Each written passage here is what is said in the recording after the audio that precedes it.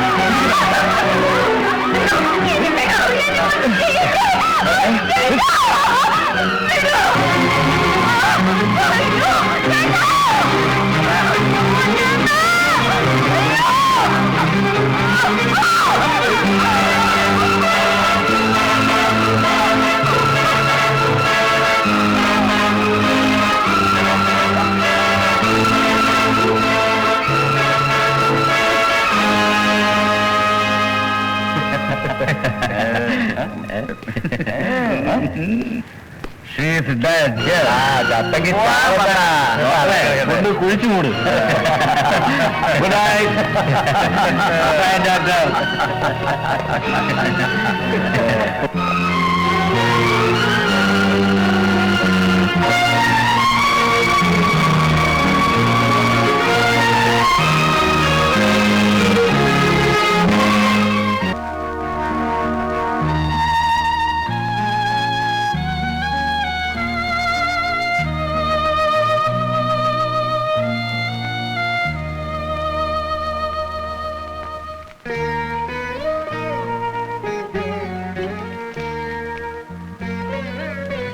എന്റെ ഇത്രയും കാലത്തെ സർവീസിനിടയ്ക്ക് ഞാൻ എത്രയോ കേസുകൾ അറ്റൻഡ് ചെയ്ത് കഴിഞ്ഞു.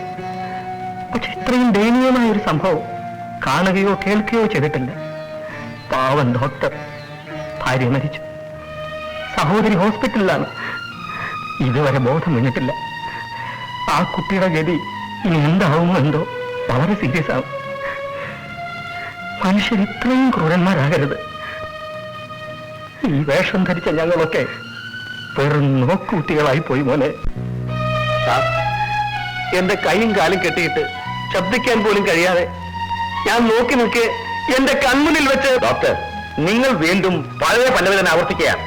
എന്റെ കക്ഷികൾ എന്തിനു വേണ്ടി നിങ്ങളുടെ കുടുംബത്തോട് ക്രൂരത കാട്ടണം? എന്നോടുള്ള വൈരാഗ്യം തീർക്കാൻ. ഇവർ ചെയ്തു വന്ന പല തെമ്മാടിത്തരങ്ങൾക്കെതിരെ ഞാൻ ശബ്ദമുയർത്തിയിരുന്നു, പരാതി നൽകിയിരുന്നു. ആ വൈരാഗ്യത്തിന് പക തീർക്കുകയായിരുന്നു അവർ.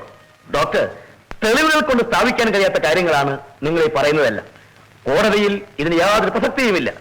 നിങ്ങൾ പറയുന്ന കാര്യങ്ങൾ സത്യമാണെന്ന് തെളിയിക്കാൻ സാക്ഷികൾ ആരെങ്കിലും ഉണ്ടോ? ഉണ്ടെങ്കിൽ ഹാജരാക്കൂ. സാക്ഷി? എനിക്ക് സാക്ഷി ഞാൻ മാത്രമേ ഉള്ളൂ. പിന്നെ എല്ലാം അറിയുന്ന ഈശ്വരൻ. യുവർ ഓണർ, പ്രോസിക്യൂഷനോടുള്ള പ്രതിപക്ഷ ബഹുമാനത്തോടുകൂടി തന്നെ എന്റെ കക്ഷികൾക്ക് ഈ കേസുമായി ഒരു ബന്ധമില്ലെന്ന് സ്ഥാപിക്കാൻ അലീബി എന്ന് നിയമം അംഗീകരിക്കുന്ന ഒരു ചെറിയ തെളിവ് ഞാൻ ഹാജരാക്കട്ടെ. ബാലു, ചന്ദ്രു, രാമു, വിൽസൺ, ഈ കക്ഷികൾ 4 പേരും. കൂട്ടത്തിൽ മിസ്റ്റർ ചന്ദ്രു ഇന്ന് കോടതിയിലില്ല. പ്രോസിക്യൂഷൻ അറിയാവുന്നതുപോലെ അദ്ദേഹം സുഖമില്ലാതെ ഹോസ്പിറ്റലിലാണ്. ഇവർ 4 പേരും ഡോക്ടർ രാമേന്ദ്രന്റെ വീട്ടിൽ ക്രൂരമായി ദുരന്തം നടക്കുമ്പോൾ മൈലുകൾക്കപ്പുറത്ത് ബാംഗ്ലൂരിലായിരുന്നു. ബാലുവിന്റെ അമ്മാവനും MP-യുമായ ശ്രീ നന്ദൻ മേനോന്റെ സുഹൃത്തും ബിസിനസ് പാർട്ണറും സ്ഥലം MLA-യുമായ ശ്രീ രാമകൃഷ്ണ റാവുവിന്റെ മകളുടെ വിവാഹത്തിൽ സംബന്ധിക്കാൻ ശ്രീ നന്ദൻ മേനോന്റെ കൂടെ മന്ത്രിമാരും MP-മാരും അടക്കം നിരവധി പ്രമുഖ വ്യക്തികൾ പങ്കെടുത്ത ആ ചടങ്ങിൽ എന്റെ കക്ഷികളും സന്നിഹിതരായിരുന്നു എന്നതിന് പ്രസ്തുത ചടങ്ങുകളുടെ ഫോട്ടോ ആൽബവും വീഡിയോ കാസറ്റും മതിയായ തെളിവുകളാണ്.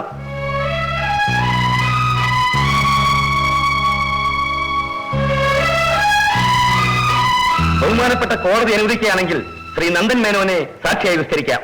സത്യം. ഈശ്വരൻ സാക്ഷിയായി സത്യം മാത്രം ബോധിപ്പിച്ചുകൊള്ളാം.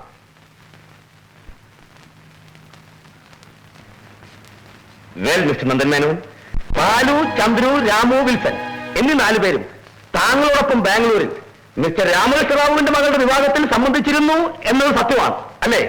അതെ, സത്യമാണ്. അവർ 4 പേരും എന്നോടൊപ്പം തന്നെ ഉണ്ടായിരുന്നു.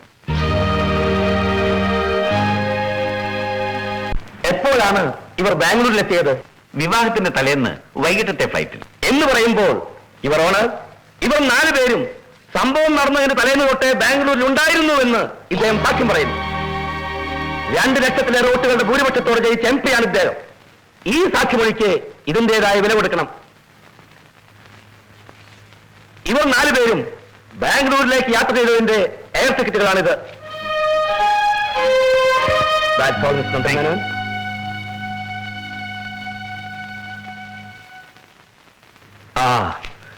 ഇനി അവശേഷിക്കുന്നത് 3 പേരാണ്. അവരിൽ ടോമയും കാസിമും അന്നേ ദിവസം മദ്രാസിൽ കോമൺവെൽത്ത് ഇന്ത്യയിൽ എക്സിക്യൂട്ടീവ് ട്രെയിനേഴ്സിൽ തിരഞ്ഞെടുക്കാനുള്ള ഇന്റർവ്യൂവിൽ പങ്കെടുക്കുകയായിരുന്നു എന്നതിനുള്ള തെളിവുകളാണിത്.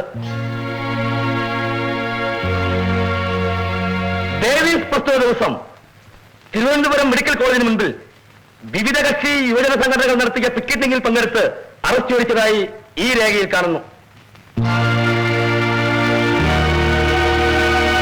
ബാംഗ്ലൂരിലും മദ്രാസിലും തിരുവനന്തപുരത്തുമായിരുന്ന എന്റെ കക്ഷികൾ ഈ ദുരന്തത്തെക്കുറിച്ച് അറിഞ്ഞിട്ടുണ്ടാകുക തിരികെ നാട്ടിലെത്തിക്കഴിഞ്ഞതിന് ശേഷം മാത്രമായിരിക്കും.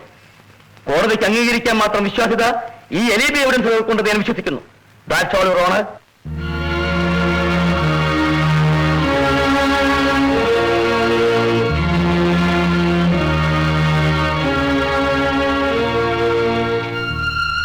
അടുത്ത മാസം 9-ാം തീയതി വിധി പറയുന്നതിന് വേണ്ടി ഈ കേസ് മാറ്റിവെച്ചിരിക്കുന്നു.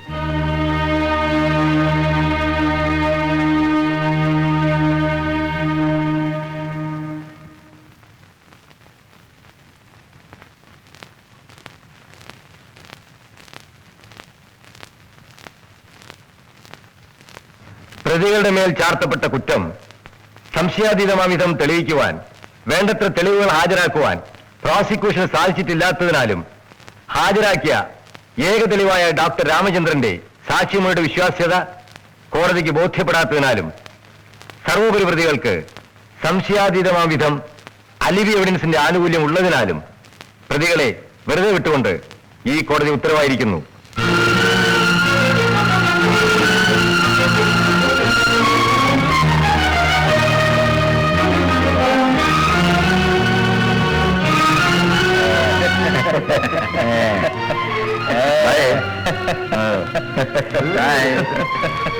Bye.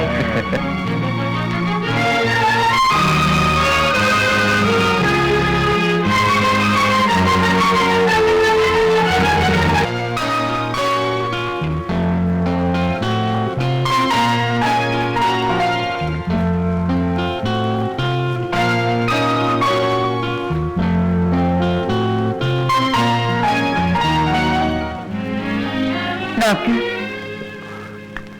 പുഷ്പയ്ക്ക്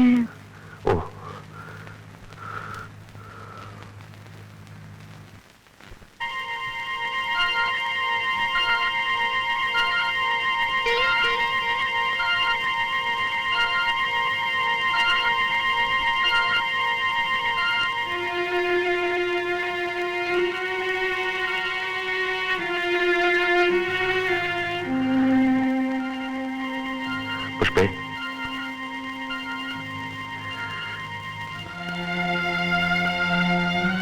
ഒരു സെഡേറ്റീവ് കൊടുത്തോളൂ, കുറച്ച് ഉറങ്ങട്ടെ.